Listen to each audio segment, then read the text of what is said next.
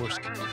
Even when I go out to visit my mother, I'm like, never, no matter when it is, I'm never looking forward to that drive. You know? I do the same thing. I visit my mom. She's in Colmac, and that's always What kind of cases do you mostly handle? So we are the lawyers for the Captain's Endowment Association. Oh. Right? For the NYPD? Yeah. Oh, wow. So Louis, what's your law firm called anyway? My law firm is La Pietra. That's me. And my partner, Krieger. La Pietra and Krieger. Okay. Ironically, our website is xcoplawyer.com. It's a big surprise, right? So we are counsel to the Captain's Endowment Association. We are chief counsel to the New York State Fraternal Order of Police, the FOP. And we also represent the New York State Police Investigators Association. So we do not everything, but a little bit of everything because we represent those organizations. What I mostly do is represent cops who get jammed up and or their family members who get jammed up. That's the bulk of my... What do you mean their family members who get jammed up? So, you know, a member of the service says, you know, my son got into a fight in school. Like, you know, he's got a problem. You got to help him out. Or, I mean, my So they can call you up? Yeah, yeah. My first case, I mean, so I was in the police department and I did every legal job there was in the police department. I got drafted into the advocate's office in 1994 as a law student, and I went kicking and screaming, did not want to go. Why? Because I thought of it as, you know, I don't want to prosecute cops because that's when, you know, the trial room, right? So you're in the advocate, you are the prosecutor. And I did not want to go. When you have to tell the job that you're going to law school? Is that why they scoop you up? So I don't know that you have to tell them, but I did tell them because I wanted certain hours so I can make my classes. So because you use that as an excuse, and they're going to take a piece of you. So yeah, pretty much. I mean, I had put in for legal, I remember, and it was I had finished my first year of law school. So it's my second year of law school. It's 1994. I applied to the legal bureau, which is what people do. Right. And during that time, if you remember, Internal Affairs would recruit people. Actively recruit people. And so the department advocate decided that, hey, if they can do it, then we can do it, right? So I put in for legal bureau, I get the interview, and next thing I know, I get a transfer notification that I'm going to the advocate. So I go to the commanding officer of the advocate, and I'm like, hi, sir, I got notified that I'm going to be transferred here. I said, there's a misunderstanding. I didn't apply for this. And he goes, there's no misunderstanding. He goes, the only misunderstanding is on your part. He goes, you work here now. And I'm like, really? And I remember, I really didn't. Did you try to go over his head? I didn't know anybody. Oh, you I didn't have anybody. He was a deputy inspector. I mean, I was a sergeant, So the long and short of it is I go there and I said, okay, I'm just going to be like me. And I'm going to do my own thing. And if they don't like it, then, back to patrol, no meal. No problem. I got no problem with that. So I remember, I don't know if you remember this, but there used to be a sick leave policy. So in the NYPD, I don't know if they still have it, but they had unlimited sick. Yeah. Right? They still have so it. if you got sick, you got paid as long as you were out sick, legit. But you couldn't leave your residence without permission. Remember that? I remember that. So one of the jobs that they... in the advocate's office, it's kind of like when you make a collar and you sit with the DA and you talk to the DA and say, this is what I got, and this is, right? So the guys who had that squad, there was a squad called the Absence Control Unit. And they were an investigative subdivision of the Chief of Personnel, who was Mike Markman at that time. Yeah. Remember Chief Markman? And so they had a policy where if you were out sick, they would put a green index card under your door. And it would say, Detective Mark, if you don't call the sick desk within 2 hours, you're going to get charges, right? And so if you didn't call, you got charges. So they came to me with that case, and I said, okay, so you want me to prosecute this guy for out of residence while on sick? And the guy's like, yeah. And I said, but well, how do you know he was out? Well, he didn't call. I said, but I might be a dopey law student, but just because he didn't call how does that prove the fact that he was out of residence? Maybe he was asleep. Maybe he was... Well, obviously they're knocking on the door first, right? Well, yeah, knock on the door. Before they put the card. Yeah. But again, it's like, hey... As the one who's out sick, you have a defense to say, hey, I was totally out. But nobody ever... Sick, I'm so sick challenged I couldn't it, get right? up. Yeah, it was kind of the way it was done, and I'm like this idealistic law student, right? I'm not, and I don't even want to be there. So The I'm not- long-haired lawsuit without well, the no long more hair hair. anymore. Yeah. So I'm like, Still a hippie deep down inside. I'm like, listen, man, I'm not, I said, I'm not writing this case. They're like, what do you mean you're not writing the case? They said, this is how we do it. I said, well, come back to me with some proof. You got it. Mm-hmm. They come back 3 days later, and they got, back then we had VHS tapes. They were like these big. Oh, yeah. Right? So they go, we got a tape of the guy. I go, great, let's watch it. So I watch the tape. And they're about 2 blocks away, and you see a white Ford Explorer, right? Leaving. They go, that's him. I go, what do you mean that's him? I say, I see the car. Where's he? That's his car. I'm like, yeah, but where is he? I said, you got a picture of him? I said, did you see him? Are you willing to swear in a courtroom that you saw the guy leave? Well, we were like up the block. We really couldn't see him that good. I go, so you can't tell me it was him. I said, I'm not bringing a case. They're like, but that's his car. Look, here's the registration. I'm like, so how do you know it wasn't his wife or his girlfriend? I said, bring the car and we'll prosecute the car. They can't even get a red light summons conviction like that, right? To the So you got person. bounced out the next day. No, so it's interesting because my plan and my motivation was to get bounced out the next day. I'm like, so I remember there was an assistant commissioner and this deputy inspector Stephen Kennedy, who went on to become the Bronx chief of detectives. I don't know if you remember him. We wound up becoming close over it, So we had a meeting, and they were like, well, what's going on? What are you doing? Like, what's your problem? So I told them what my problem was. And the assistant commissioner, who was somewhat of an academe, he was somebody who was really would look at the law, goes, he's got a point. He goes, I want to take it up to chief of personnel. Fast forward a month later, they want me to make a presentation to the chief of personnel and all these people about why the job should change its policy. And, so I'm sitting there and I'm telling the chief of personnel this in the chief of personnel's conference room, right? And he pounds on the table and he goes, but you know that this is what they're doing. And I said, Chief, with all due respect, what I know has nothing to do with it. I thought we were here to, prove a case. I'm not here to. I'm assume. Here to, you can't assume, right? Yeah. And they changed the policy. Good. So instead of bouncing me out, they gave me more cases. Yeah, but what about all the lawyers that were there, that were on the job, cops before you? What did they do? They just did whatever they told them to do? You know what? They had. It's almost like they weren't going to rock the boat. They had Monday through Friday, right, 10 to 6. They were happy in where they were. I didn't want to be there. And here comes my cousin Vinny. So, all of a sudden they get my cousin Vinny. Listen to me. There's no facts here. Right, exactly. But that's another reason. Like a lot of times as a sergeant, you would call the legal bureau. Yeah. And you always hated to call them because they had the balls the size of a fucking pigeon. You know what I mean? And they would give you the path of least resistance. Anytime it looked like the department could get sued, they'd say, well, Sarge, I wouldn't do that because of this, that. And, you make ballsy decisions on the street all the time. Yeah. But if you called the legal bureau, they'd say, oh, no, back away, Yeah. And I wound up doing that job, too. And I How long did you stay in the advocate's office? So I was in the advocate from 94 till 97. And then in 97, there was a big scandal in the license division, and they replaced the commanding officer. The gun license? Yeah, the pistol license division. And an earlier scandal than the one that we just had. There's been probably 2 or 3, but yeah, an earlier scandal. So this is 97, and now I had just graduated law school, and the CO of the advocate became the CO of the license division, and he's like, you can have one lawyer, and he wanted me to go with him, and I'm like, we had to revamp the hearings and whatever it is that they were doing. So I did that. I went to the license division.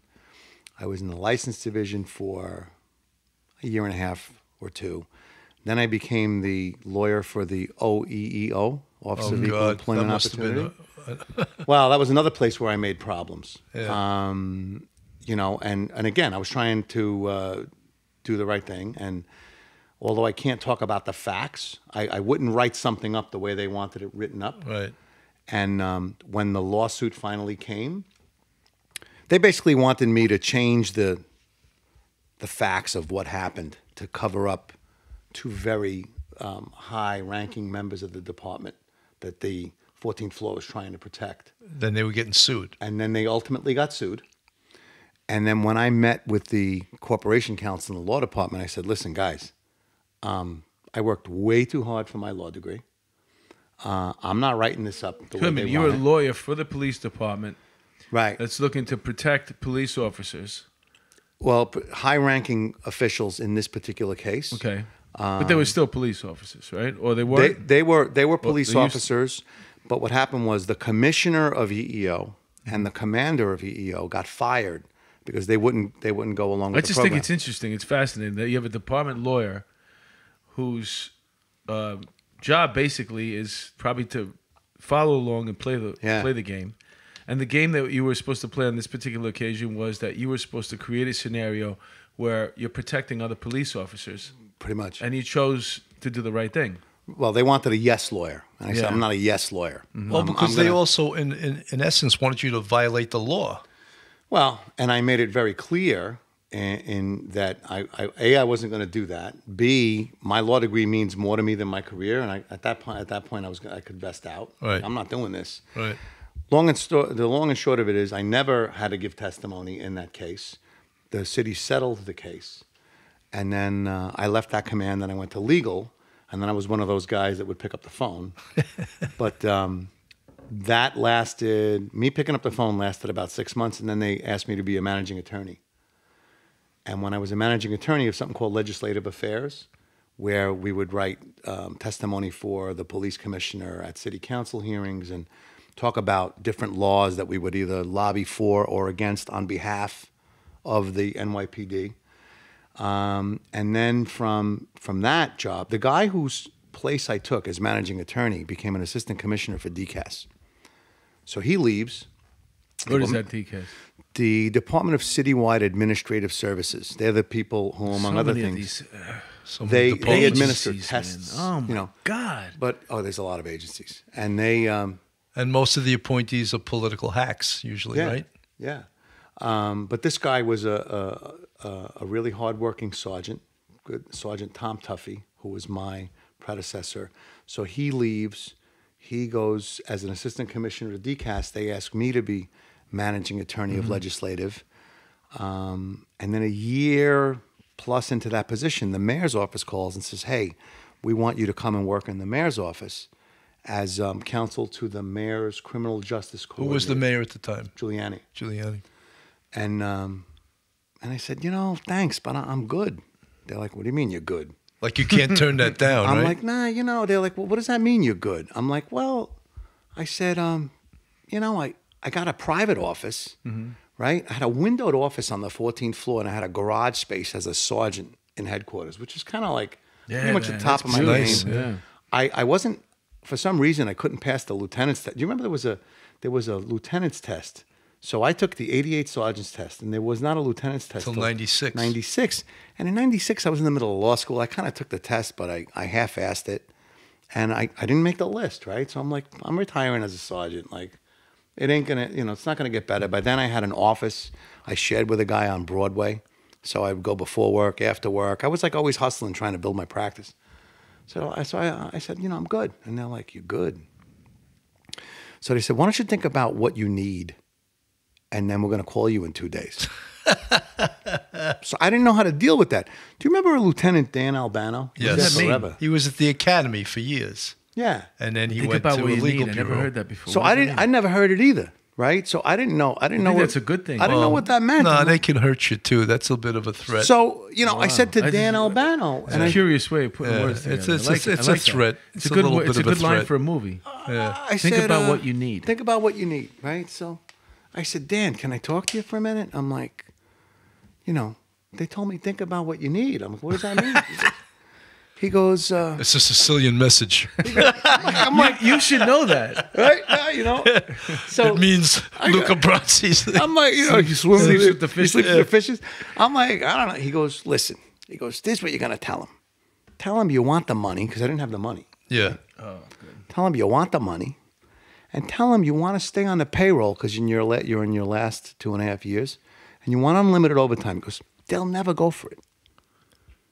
I said, really? I said, I don't really know how to do that. Like, that's kind of cocky. He goes, yeah, that's even more of a reason they won't go for it.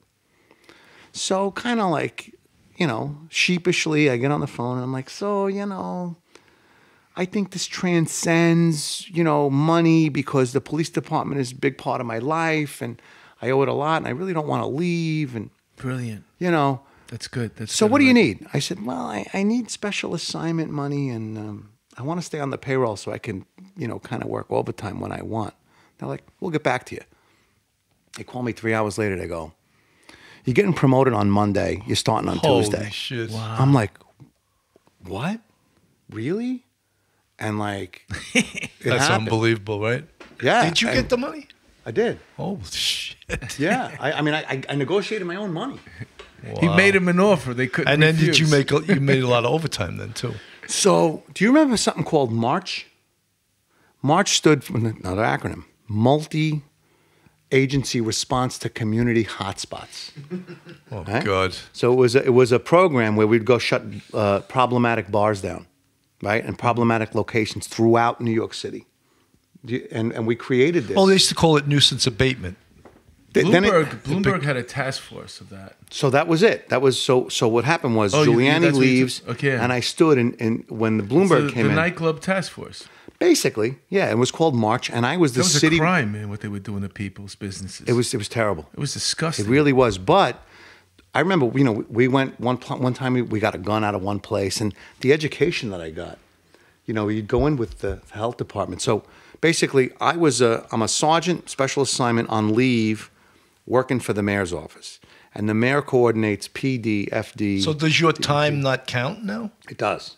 It counts. does count. Yeah, I just stood on the payroll. I basically wrote my own. Oh, so wait, so you're working for the mayor, but your PD I'm still time on the is books. still going. Wow. I'm still on the books. So my overtime. Do you get a basically, salary from the mayor's office? No, I kept my salary. But you got to bump up in pay because you got the promotion to Special assignment. And I would put in for overtime, and the mayor's office would sign it and say, just pay him. Mm-hmm. You know. That's like the television show Taxi when Louis burns down when Jim burns down Louis' apartment and he finds out Jim's his father's rich. It's like how much should I ask for? 100,000's up here, 25,000, 30. You're like, did you know how many hours to put in for? You know, it was. Did really, you call a place like, how many hours did you get? 40. All right, 60's too much. I'll say 50. Well, it was all documented because if we went out on a Friday night and the operation ended at 2 a.m, I can't put down that I was working till 6 a.m. It was easy enough to find out that I wasn't going to mess around. But I would basically make the operations not by accident on Friday and Saturday nights because it was all RDO. Right. So, regular day off. RDO. Yeah. Is regular day. All Regular overtime. day They got to off. pay you $8.30, right? Exactly. Yeah. So it worked And by out. operations, you mean that's when you'd actually pay a visit to the nightclub? Yeah, so we would meet in the with a precinct. task force. So let's say you were in the 2-4, right? So if you were in the 2-4 or in the 2-6, we'd go. We'd gather up in the muster room. All the agencies would meet. Well, okay, have a TAC plan, the whole thing. But it's not like a warrant. It's basically what we're going to do. And then DEP would be outside with a meter to measure decibels, right? So that was one ticket. Health would go in and put a. You ever seen them do this? This is the this is what I railed against. They put a flashlight in a liquor bottle. They could take a bottle of Johnny Walker. They put a flashlight up, and there were just hundreds of dead bugs. Oh my God. In the liquor, and you would never know this. Who? Where? Every bar we visit, every single one. We did hundreds of them. They always had the same story. Those cockroaches were fucked up. Good thing I don't drink. They weren't roaches. I don't drink JD. They were like dead fruit flies. You know those little fruit They flies? died happy, I'll tell you that, Right? though. They were dead fruit flies, and they were in the bottom. And then they'd take us in the kitchen, and Health would see, they would say, "Hey, look at this," and you'd see where the burner that they would put the pot to cook everything. There was rat turds. Oh, good. It was really bad. So when we closed them down, I got to tell you, I felt pretty good about it. All right. You live and you learn. But as far as the liquor goes, with those dead bugs in it, seriously, if I'm pouring you a drink and we're hanging out, and that's you know, and there's a bug, you're gonna take the bug out. Yeah. And who's not gonna drink that? Well, listen, they were drinking it while we were in there. They were drinking it. But the thing is, I mean, that probably gonna only kill you. happens when you don't sell it quickly. As a matter of fact, if you buy a good bottle of tequila, there's a worm at the bottom of it. Well, so that's my argument. You know how it got in. You know And those I'm no little lawyer. red. You know those little red spouts? Yes. If it didn't have the cover on, Oh, yeah, it, you the gotta- fruit flies that's would how get it in. got And in. once Yeah, they yeah, got in, yeah, they weren't yeah. getting out. Yeah, they die happy, man. Yeah. They go out. That's crazy. Imagine that's their mission too. They're probably flying around, man. At the end of the night, they're waiting. They're gonna form an army and just fly right into I got the a nose of shitty that life. thing. I'm going out happy, Yeah. man, you know? But you know, so when you talk about, you called it something different, March, but nuisance abatement, just the whole thing in the 7-3 precinct where 4 people were basically murdered inside and 2 or 3 other people shot. It was that a was an gambling den. illegal. It was yeah, a but gambling den. right. Shit That's happens, another bro. illegal place. It's New No, York but that's City. what nuisance abatement does. You know what bothered me Yeah. about it the That's most? just, you know. I'll tell you, because there was an area, you could almost call it like a red light district. Well, we used to be a place to get prostitutes was that 26, 27, 28th Street and 11th Avenue over there. Back in the day, prior to Giuliani, that's where you'd go when you could drive around there and get a prostitute. They were Yeah. out there. Yep. Now it seems like the strangest thing in the world to see an actual girl walking down the street in high heels, a garter belt. But this was in the middle of the winter, and there was 10 of them around every corner. That's In the way this the world. climate, though? But what happened was that may come back. Wait. My point is, this transferred or transformed into a nightclub area. They got rid of the prostitutes, and they started building these nightclubs in an area that wasn't residential, so you could play the music a little louder. It weren't bothering anybody, and because some kids left there drunk or on drugs, that's what you do in a nightclub. Then that's when Bloomberg came in with the task force, and he started shutting down these clubs that there was a lot of money invested in. There wasn't a reason to make a residential complaint because the music was too loud. They were basically on 11th Avenue. There was not much commercial real estate. I mean, residential real estate over there at the time. Now it's developed. Yeah. No, but they make But the this attention excuse- of the police by having assaults in there, shootings, things like that. That's how It's it a- What would attention. happen was, I remember when we looked at the data before a place came up on the hot sheet, for lack of a better term, there was numerous 61s coming out of these Right, Yeah, places. but don't They weren't forget just- too, it's also by a command that wants to get that freaking place out of there. You got a captain that. What is your target area? Your one thing that you have to go to and talk about Comstead every week is, all the things happen in the bars in my neighborhood. It's New York City. There's bars in neighborhoods. Yeah, but if you ever went to Comstead and you saw how they question the commanding officers, you got this problem location in the 2-3 right on the corner of the precinct called La Colina. Yeah, right. Because you've had 4 assaults there this month. What are you doing, commanding officer?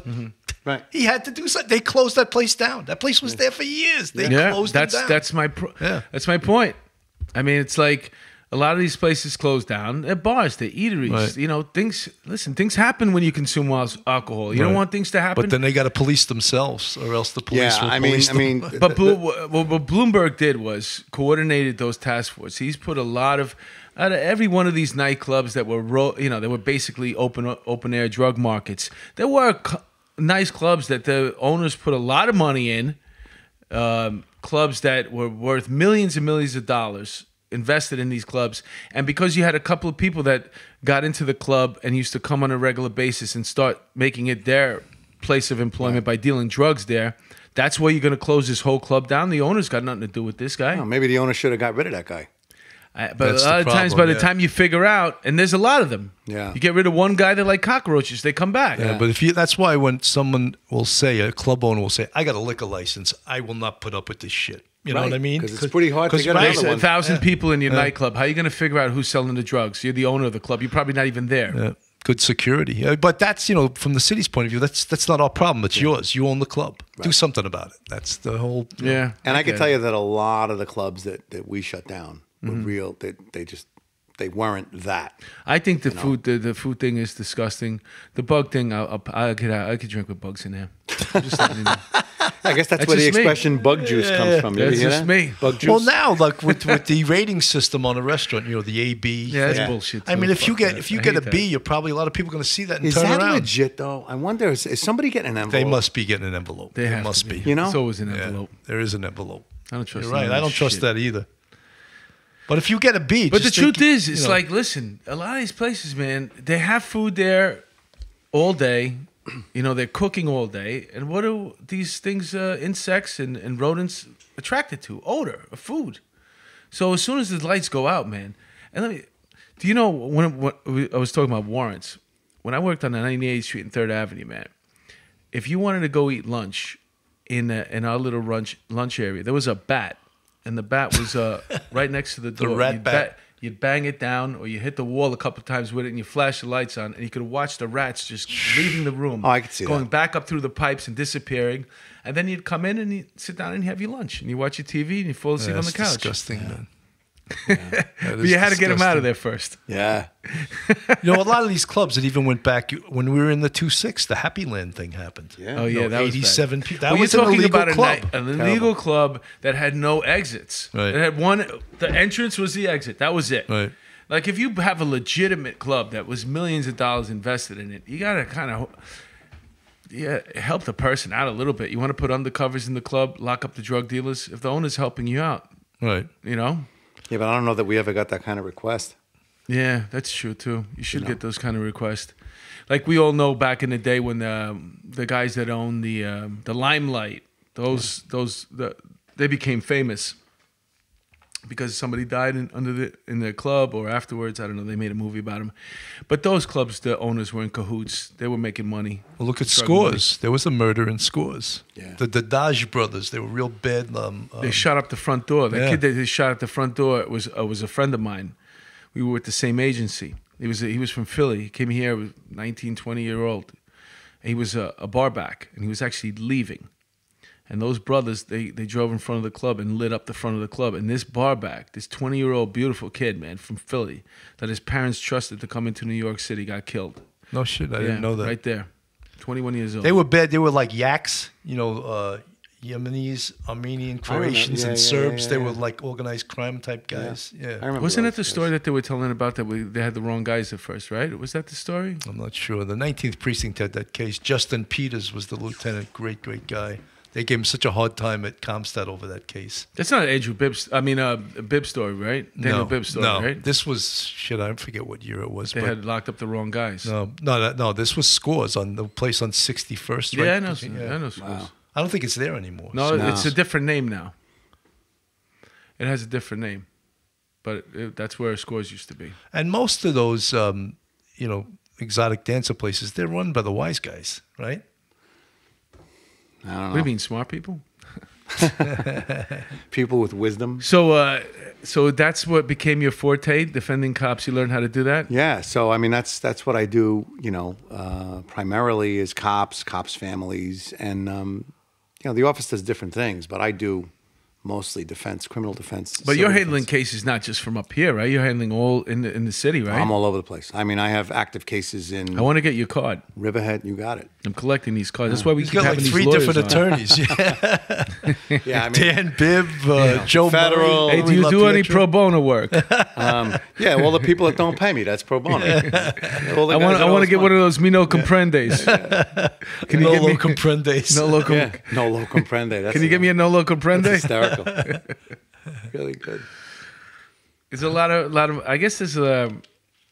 What do most cops get jammed up for? Well, I could tell you that I. DWI, DUI. There's a bit of DWI in the trial room. I mean, I'm in a trial room all the time. So I mean, I started in the trial room in 1994, back when I was in the Advocate. Now I'm on the other side of the table. And for civilians, if a law enforcement officer commits a crime, that it's Well, then, then a you're gonna have to district do a attorney's criminal office, yeah. case. But Yes. sometimes you could do something that's basically just a violation, Yeah. or even not get indicted. Like so we you had, can have both. You can have, and then you have another case, which is a department trial. exactly. So if you are arrested as a member of the service, you go through the criminal process like everybody else, and then even assuming you get acquitted in that criminal, you're found not guilty, you then have a department trial to go to. Oftentimes, hand in hand with that department trial is a separate civil case, suit, right? where the corporation counsel or city law department could opt not to represent you. I mean, I probably have 7 or 8 active cases where captain or above are currently in a scenario where the law department is saying, you're in an off-duty car accident, you got a Category 1 car, you stopped at your girlfriend's house, we're not covering you. Wow. You tased the guy, you supervised the tasing of a guy in front of his own house. It was a declined prosecution after the fact. By the way, we're not going to indemnify you, even though you were on duty. I have all kinds of cases like that. So you were the supervisor. You weren't the one doing the tasing. You were the supervisor. Yep. And somebody No, got but doesn't it say the department has to indemnify you as long as your actions are within department guidelines and not reckless? Well, that second part is interesting because there's a legal bureau bulletin that gives them an out. That basically has a catch-all that says if they don't think you are within department guidelines. So, for example, if you are involved in an on-duty incident and you're found to be, the CCRB says that you have a substantiated case, the city doesn't have to indemnify you. That's even if outrageous. you're not brought up, which happens invariably. So because you have a CCRB case? You can have a CCRB, substantiated case, city can walk away from you. But it could be a totally different case than what you're being... No, usually the same fact pattern. So what'll happen is, for example, somebody, like the tasing case, right? Mm-hmm. This guy is, at the time he wasn't a captain yet, he's a lieutenant, he got promoted to captain, so now he's mine. But he is essentially involved in a situation where he's legitimately using the minimum amount of force for this particular case. And he's found, in the criminal case, the defendant, the guy who gets tased, is found to not be guilty of anything. Mm-hmm. So, of course, that same guy brings a CCRB case. CCRB turns around and says, the benefit of hindsight, Mr. Defendant, now complainant in the CCRB, you're right, he's wrong. We are going to substantiate the CCRB charges. And so now the cop is on his own. Legal representation. Not every time. Pay damages. Not every time, but oftentimes, and more often now in the current climate. In the last 2 years, I've had the CEA job of general counsel to Captains Endowment Association since 2008. I have never seen more people be left out hanging on their own. Than in the last year and a half. So it's happening more and more. And what is a cop supposed to do there? A captain? Any member of the service. Any member. So you get served with papers. What will happen is a process server will say, excuse me, Mark, you're served. Here you go. The first thing you do is you call the legal bureau and you put in what's called a request for legal assistance. Right. Legal bureau then channels that request to the city. The city looks at it and makes a decision whether or not you're going to be A, represented, B, indemnified, or C, represented with something called a reservation of rights. In other words, we're going to represent you, but we reserve the right not to indemnify you if there's a finding against you in this subsequent... Indemnify, you're saying if there's a financial loss that the city will pay it. Yeah. Correct. On your behalf. Correct. Okay. Yeah. And that's the scariest thing. Because what cop has $1 million or more liability insurance? They probably should these days. But liability, see, the thing, no insurer is going to insure a cop. So you can't even get insurance. No. Even if and so what does that tell the cop? Don't get involved. Exactly. It's like 1979. So there's no insurance companies out there just solely for cops. And none has been created where you can go there and say, "Listen, I'm going to pay $50 a month." If you have a home policy that's an umbrella and it's $1 million, that wouldn't cover you. I can't imagine the carrier would step up and cover you. They would find a million different reasons. Insurance carriers, we represent a couple of those too in different part of the office. Insurance carriers love to collect your premium. Yeah, they don't want to pay. Like to pay out. That's not how they make their stockholders money. And so, have you ever read an insurance policy? Oh, it's impossible to read. And I'm telling you, I've been an attorney for 23 years, And by the time I get to page 3, I'm like, wait, what? You got to go back and back. I mean, it's designed that way for a reason. So the people that write them, they got to be brilliant people. A lot of them are JDs without the Esquire. Uh-huh. I found. Oh yeah, huh? So they know about the laws. They just didn't pass the bar. Yeah. Or they've never seen the inside of a courtroom. They just write legal. Yeah, they know how to write legal mumbo jumbo. Oh, and it's convoluted on a good day. Yeah. You know, when a lawyer can't even make heads or tails out of it. Yeah. Heads nor tails. Exactly. But the whole use of force thing, I mean, it's scary that, cops are afraid to use force as it is now. And now if they do use it, you're saying there's a good chance that the city might not indemnify you. Yeah, if you in my get sued. experience, it's been happening more and more. That's really scary. Would you say there's It happens more in often searches than not?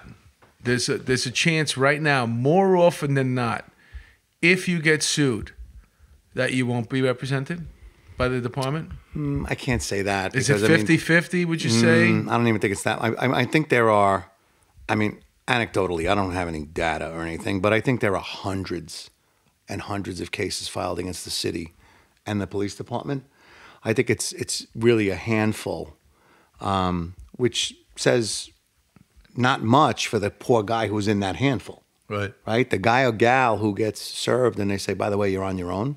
Hopefully, the union steps up and is behind you. They don't have to, but, they could. But at some point, it gets to be very expensive. Some of these suits are brought in federal court. Mm-hmm. It's expensive. Is it better sometimes for a member of the service to actually go outside the job and get his own lawyer, only because, let's just say, for argument's sake, they're also going to argue that what they were told to do, maybe they're going to sue the city on their own afterwards? You mean the cop is going to turn around and sue the city? Well, is it always better for a cop to use a department lawyer, or is it better sometimes for them to go outside and get their own lawyer? So if you take a strictly on dollars and cents, it's unless the cop is independently wealthy. Forget about the dollars and cents. I'm talking about. But the reality is, you could spend $200,000 on a defense of a case, and where's the cop going to get that? Yeah. And that's the reality. Well, the big cases, the PBA uses the Londons, Ira London, right? Or Stewie London. So, yeah. Well, if you're talking about your freedom, for example. Oh yeah. Well, look. It depends. I have to say that my counterparts in the other unions, I really have to say it. They're excellent lawyers. No, because look, a lot of people say, look, if you go to a department dentist, what's going to happen? You're going to lose all your teeth. Or you go to a department doctor. Yeah, but these are not department lawyers. They're lawyers that are hired and paid for by the union. By the union, who will unions, more often than not go against the department. It's not department lawyers. And the advocate where you used to work, who those lawyers? They're prosecutors, and they work for the police department. Their job is to prosecute you administratively. But they're outside in the trial room. So they're they picking them up from the job? No, most of them are former DAs. Okay. And they are agency attorneys at different levels. Agency attorney level 1 all the way up to executive agency counsel. And so they are civilian lawyers that are employed by the NYPD who have the interest of the NYPD. Right. Let me just ask you one thing. The indemnification, section 50K, was it? Is that the section of the law it was? 50H. So how did that change over the years where the department has added new things where they don't want to back you up? So it's not the department that adds those things. It's the city, and it depends on the administration, and it depends on who the corporation counsel is, and it depends on how they want to implement that particular administration's policy. So some administrations have a policy of, hey, we'll settle everything. Other administrations historically have had a policy is, no, we'll settle nothing, and we'll make you circle the wagon. Yeah, we'll hold you to your legal burden of proving your case.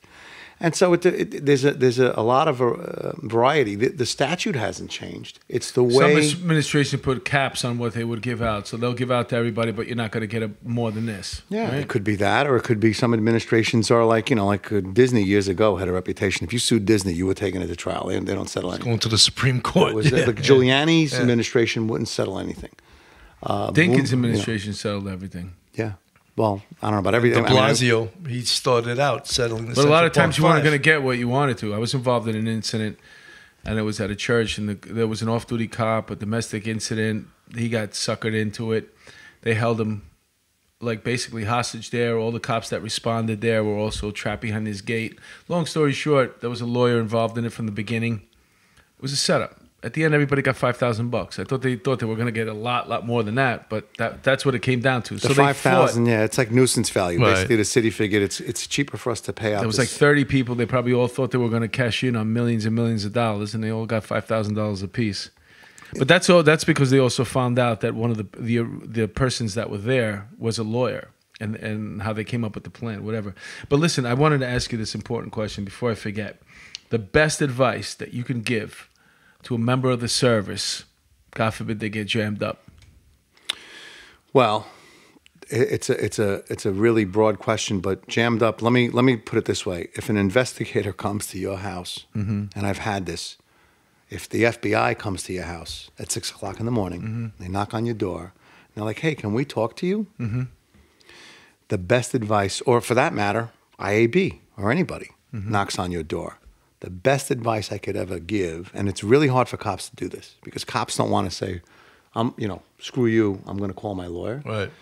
You respectfully say to that investigator, can I have your card?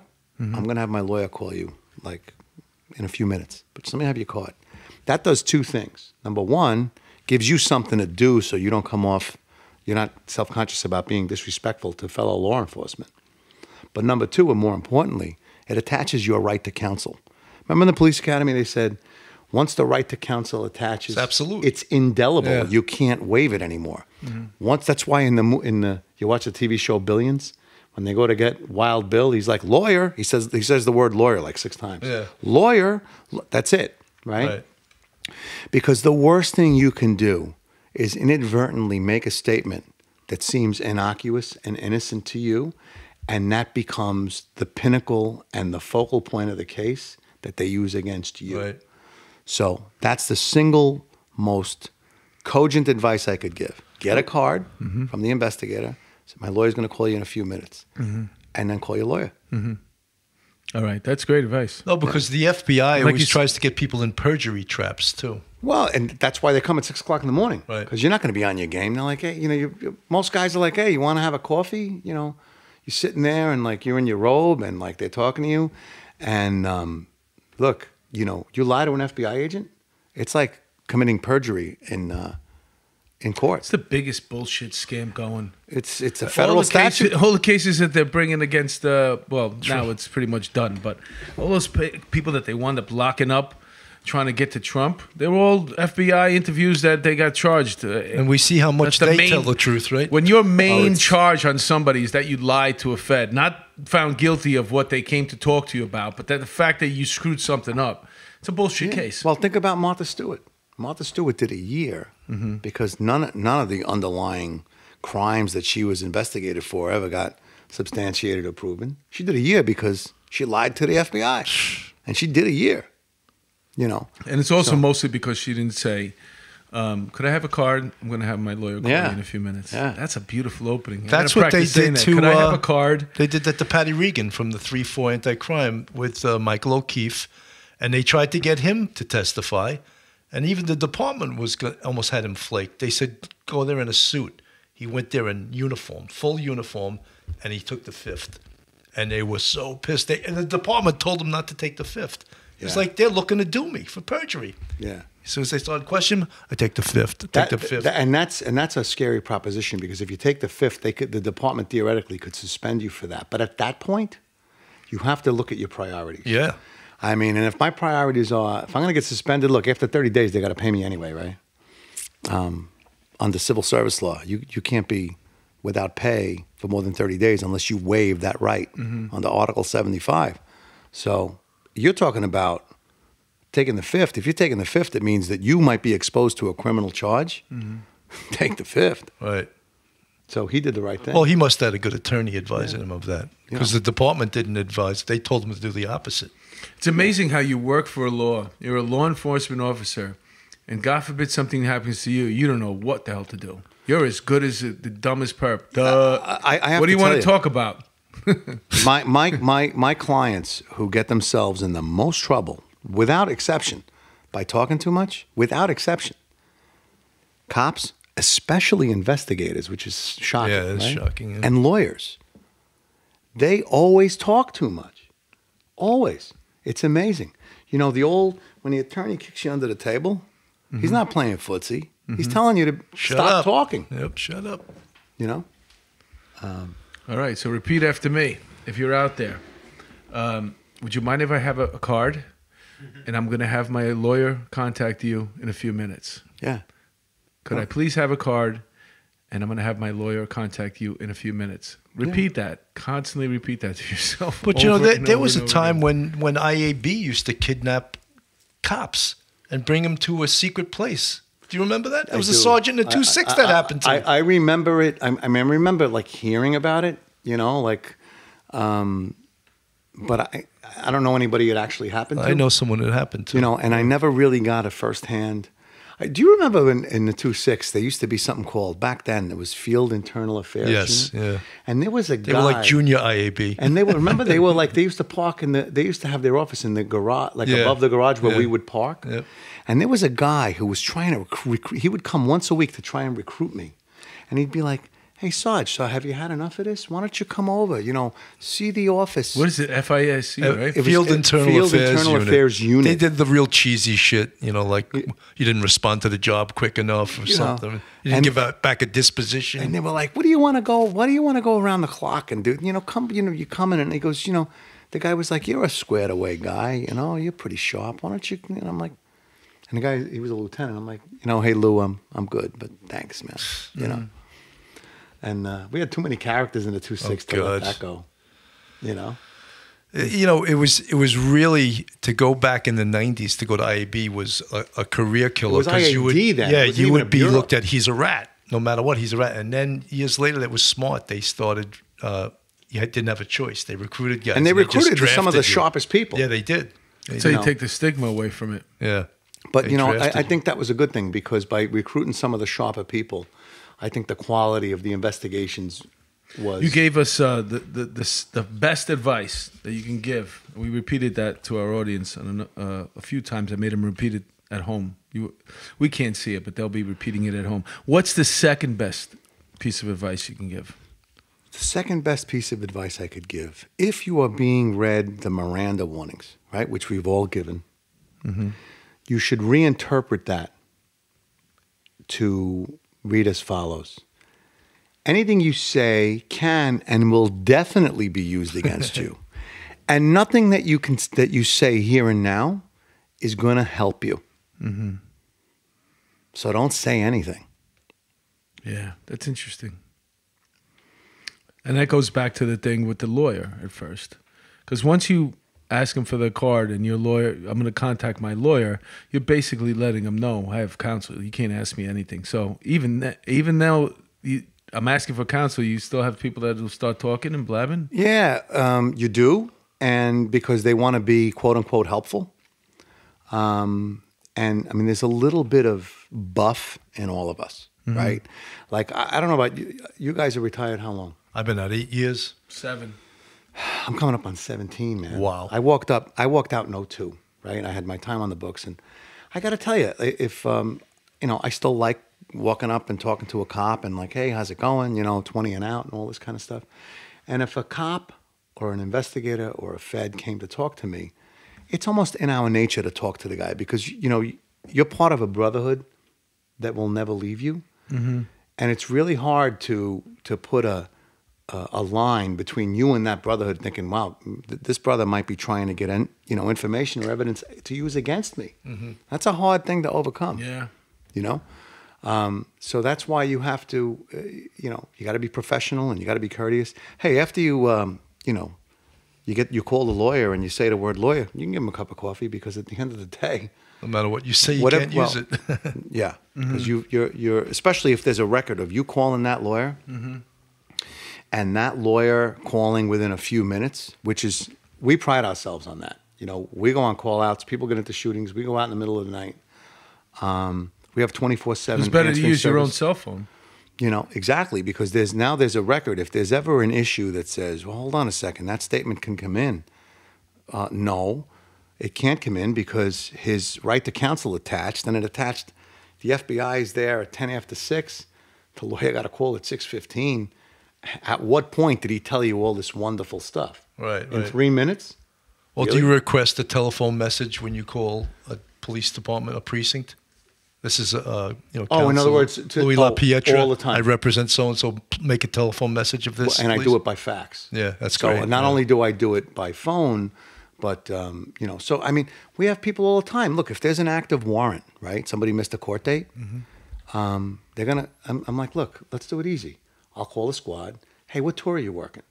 And I know when there's night arraignments. I know when the guy's going to be out of the system the quickest. I'm not asking you to do anything, but the last thing I'm going to do is surrender you on a Saturday night. Oh, forget about it. Yeah, You know what I anybody knows mean? Yeah, but I mean, a lot of people, the civilians, don't know that. They're No, like, they don't know that at all. So you make it work.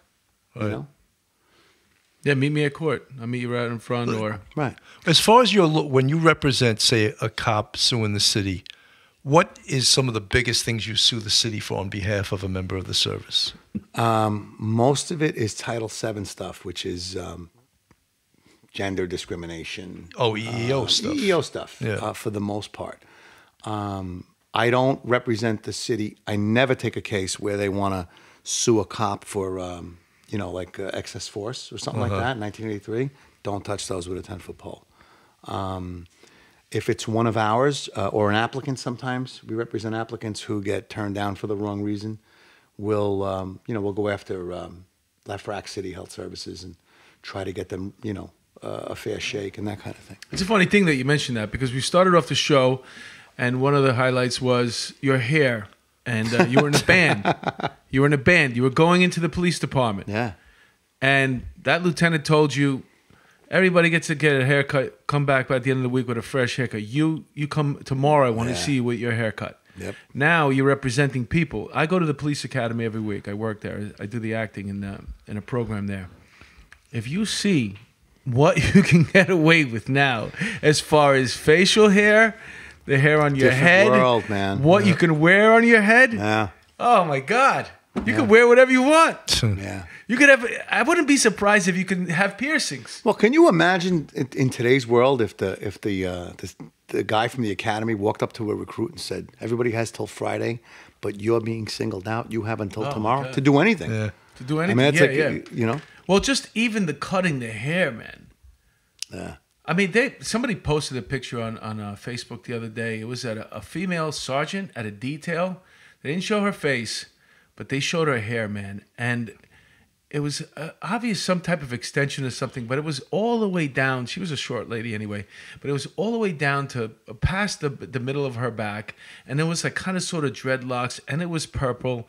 There used to be a time where a female officer's hair had to be almost like in a bun on top of her head, fit underneath her hat. You said nothing by the neck. And this was a girl that had the hat on, like almost like Popeye in a way. It was a freaking joke. And for us, it bothers us because when we came on the job, there was this uniform that you had to follow, and now it just seems like you can get away with anything. And part of me also thinks, you know what? Who gives a shit? Do you know what I'm saying? If they're a good cop, how long their hair is. But it is a perception, though, as far as, the way the public sees you. Because even, Americans is one thing. But you get people that come from other countries here, they're immigrants. Yeah. They're used to their law enforcement looking a certain way. They might not respect you if you're. But hair's a safety issue too. If Well, your I was hair's going to that say, long, can't they somebody can go up pull and it. grab Yeah, yank a head back and go for her gun or something? Yeah, I mean, isn't absolutely. that a legitimate? I mean, that's why we always had those pull-away ties. Yeah, I mean, yeah, the you breakaway get- tie. Yeah, if not, you get someone pulls, strangled take with it, the other. Take the Yeah. tie, Yeah. Right. Yeah. So, what about piercings? You think they're ever gonna? Because tattoos are like every cop can wear tattoos now. You can't say nothing to them, right? Well, and that's fine, and it's in the military also. In the military, you see guys with sleeves and stuff, and but then what's the slippery slope? I mean, so if I want to tattoo something on my face, should I be able to do that? And then, what are you tattooing on your face? What if I want to put Thug Life on my forehead? and be a cop? Yeah, I don't know. Like, Everything's been tried, right? I mean, You're gonna be trying that soon one day. yeah, I hope not. That inspector that put out the book about what a thug he was, right? I can't comment on him. He was actually one of my CEA members at the time. There was a book. He has a book. He was an inspector. About he his said past that he life. came up as a thug and then became an inspector in the police department. And why is that a problem? Well, because the police department unfortunately gets held to this standard, and yet the president of the United States has a book out the former president, about how he smoked pot in college, and when he could afford it, they got cocaine. There's a line in there that says that. So you mean to tell me some low police officer that were really, some beat cop can't back in the day have been part of something or another? Yeah. Well, I don't know. What do you think about that? Listen, I mean, I think that to some extent, I mean, look, none of us were angels growing up. I certainly wasn't, and I don't know. It's because we live in that cancel slippery culture. slope, though. I mean, so what is it that you admitted to? If you admitted to smoking pot or drinking, it's one thing. If you admitted to being part of a murder for hire conspiracy plot, that might be a different thing. So I think every case deserves to be judged on its own merits. Mm-hmm. I don't think there's one size fits all in anything. You know, I think you got to look at the actual facts. You got to look at, there's the old, right? We were told as cops, hey, there's your side, there's my side, and there's the truth. There's three sides to there every story, always is, But the interesting thing you said about some cops suing about not getting on the police department, and one area that they can disqualify you is psychologically. Yeah. Because that's not a science. But psychologically, right? So who's to say that the individual psychologist who represents the department, who interviews Mark, and decides that Mark's not right? Like Mark's looking at me right now, Well, bias. He's like, I don't like the way he's looking at me, and so I'm going to fail him. Is that an objective basis reason, upon which to deny someone a career? Aren't they coordinating that with the written psychological, though? Don't they do they do. Look, I mean, I went on psych review. And it's interesting, and it goes back to maybe I wanted to be a lawyer. Which I agree with, by the way. Thank you. No, and the question... He's a Yankee fan. Do you remember... Go Yankees, baby. Do you remember there was something... We all took it. It was called the Minnesota Multiphasic Personality Profile. It was 1,500 questions. Oh, yeah, I remember that. The same 100, but they repeated it 15 times. Yeah. Right? Yeah. And one of the questions was, have you ever been intoxicated? Mm-hmm. So I read into that. I'm like, so I put no. So they call me in for a review, and they're like, well, you're 18 years old. You look like you're in a rock band or something. Mm-hmm. What do you mean you've never been intoxicated? I said, well, can you define intoxicated? Mm-hmm. And they said, no. It's a simple question, yes or no. I said, well, in that case, no. And they said, well, how do you say that? You've never gone out drinking? I said, yes. Mm-hmm. I said, what's the problem? They're like, well, you've never been. I said, I look at intoxicated as really drunk, not in control of your emotions, not in control of what you're doing or saying. And then I see having a couple of drinks and having a few laughs with friends. I don't consider that to be intoxicated. So what standard are you applying to the question? You were already a lawyer and you didn't have your degree, That's man. great. Well, no, but she was like, then what, they overturned it. But I mean, it was a stupid question. No, but there's so much room for bias in those disqualifications. Sure. It's tough. It's tough. And especially we're going to open up another whole window if we start going into the type of drugs that they're administering to people who have psychological problems, and can you have them when you get on the job. But we're going to save that for this when we have you back. All right. Well, listen. Because believe it or not, thanks for having me, man. We're at the wow, this went fast. I know, didn't it go? Yeah. You were a great guest. Thank you. Excellent. Thanks for having me. Once again, I want to see you before 29 years, though. You guys, I got to plug my rock band, man. Plug it. All right, we're Rattlin. gonna plug a couple of things, but I just want to. We get a couple of compliments, and the words are always funny, informative, and there's another compliment that you give us, but this sexy. They're talking about Bill. Sexy. But this is interesting, funny, interesting, and informative. Just got that yesterday from a fan of the show. But this is exactly the type of show that we're talking about. It was a fun time. I even learned a lot. And for those folks playing along at home, don't forget, man. Could I have your card, please? And I'll have my lawyer call you back in a couple of minutes. A few minutes. Repeat that to yourself. Yeah. And also, the second thing is, if they read you your Miranda, always remember, don't say nothing and shut the fuck up. Pretty much. Pretty much. All right, so listen, let's plug this rock band of yours. Where are you playing? So, what's the name of the band? The name of the band is Rattlin, Rattlin apostrophe, which is basically two rattlesnakes, and it used to be Rattlin Hum. It was a U2 tribute band. Is that what it is? It's a YouTube tribute? No. So interestingly, it started that way. Now it's more like Van Halen, Led Zeppelin, and we have a killer guitar player. You guys, I think, were interviewed by Liz Widolowski. Liz Widolowski, yeah. So she's a huge friend of the band. She helps promote us. She's nice. We're at Pete's Saloon on Saturday, October 19th. Where is that Pete's Saloon? 9 Main Street in Elmsford. It's right off the Sawmill. Really good food, really good drink, What's really the date good crowd. Saturday, October 19th. We have a pretty decent following, pretty loyal. Do you have a website? We do. It's on Facebook where it's Rattlin, and on Instagram it's at Rattlin_band, Rattlin_band on Instagram. There are videos. We're not, and I really have to say this, we're not your typical bar band. Mm-hmm. We have a lead singer who's an actor by day. He's been on Boardwalk Empire. He's a Broadway guy, voiceover guy.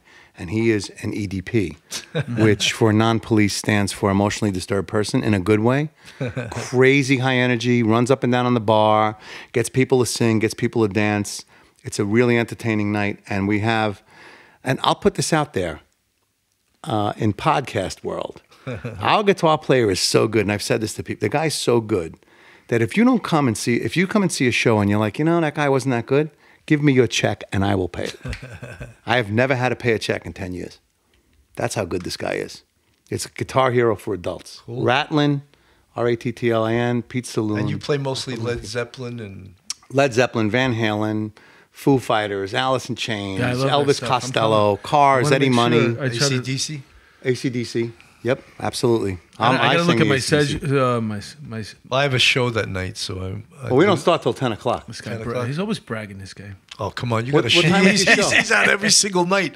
Starts at 8. Is that at Lucy's? Yes, but it's in Elmsford. I'm gonna go and talk to that guy about getting the band in there. I think we'll. Oh yeah, we'll tear the walls down, bro. Yeah, they have a band there every night. Yeah, I'm gonna look for this date, and hopefully I'm playing somewhere up north where I can do both. If I do have a show. Yeah, we're on from like 10 to 1:30, so it's not cool. it's a late night. And what was the second thing you wanted to promote? The law firm too. The law firm is La Pietra and Krieger. Our website is www.excoplawyer.com. EXCOP. Do you have your own olive oil or you don't? That's coming up. No. Not a bad idea, though. Yeah, no. A lot less stressful than doing what I do. Yeah, why not? Bill, plug your show again. I got a show at Lucy's. It's called the Oktoberfest Comedy Show. There's one at 6, and I'm on the show at 8 o'clock. I'm hosting the show with some really good comics. Let's have fun. Drink some beer and celebrate October. Good stuff. Thanks for having me, guys. I really had a good time. Before I say goodbye, I just wanted to also put a plug in, and that is, I'm pretty sure it's November 5th. November 5th, Stand Up for Autism. It's going to be in Long Island. I just want to make sure I get out there. I want to do the right thing. Susan Reek is, she's a retired sergeant, and they do wonderful work for families who have kids who have autism, and they're on Suffolk and Long Island. They help those people out over there. And also, too, the fact that I did appear, recorded it. That episode that I'm on, it's called Caesar. The show is called FBI Most Wanted. It's a spinoff of the show FBI that's on TV right now. It's going to be on CBS. The premiere's in January. My episode is called Caesar. It'll be on sometime in the middle of February.